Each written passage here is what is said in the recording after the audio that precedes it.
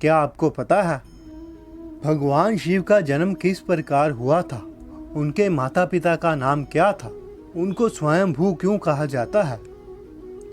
इन्हीं सवालों का जवाब हम आपको इस वीडियो में देंगे, जिसका वर्णन श्रीमद् भागवत पुराण में हमें मिलता है।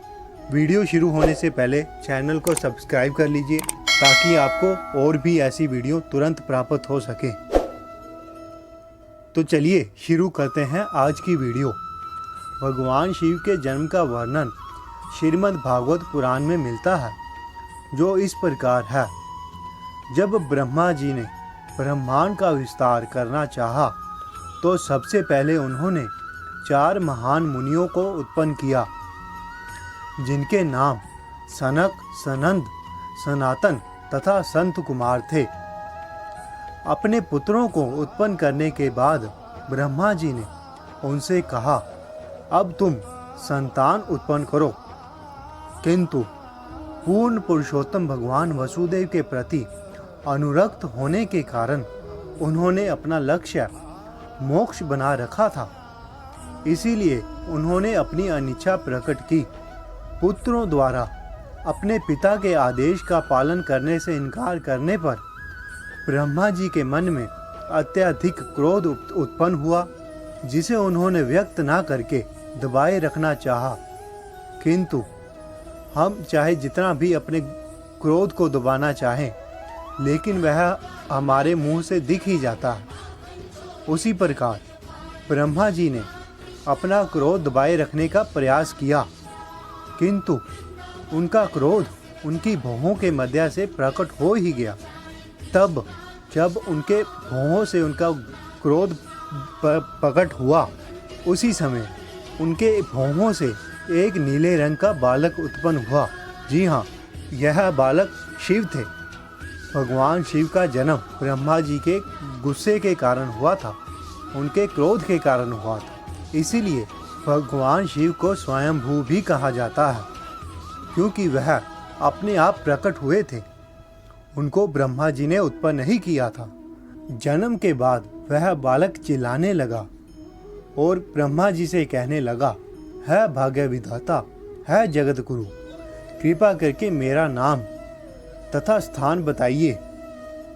ब्रह्मा जी ने उनकी याचना मानते हुए पहले उस बालक को शांत कराया और कहा, मत चिल्लाओ, और कहा, जैसा तुम चाहोगे वैसा ही होगा।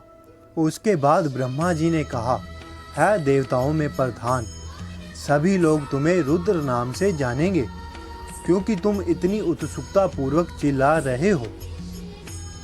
क्योंकि वह बालक रो रहा था, इसीलिए ब्रह्मा जी ने उनका नाम रुद्र रख दिया। और फिर ब्रह्मा जी ने शिव जी को बताया कि मैंने तुम्हारे रहने के लिए स्थान चुन लिया है। तुम इंद्रियां, प्राण, वायु, आकाश, अग्नि, जल, पृथ्वी, सूर्य, चंद्रमा तथा तपस्या में रह सकते हो।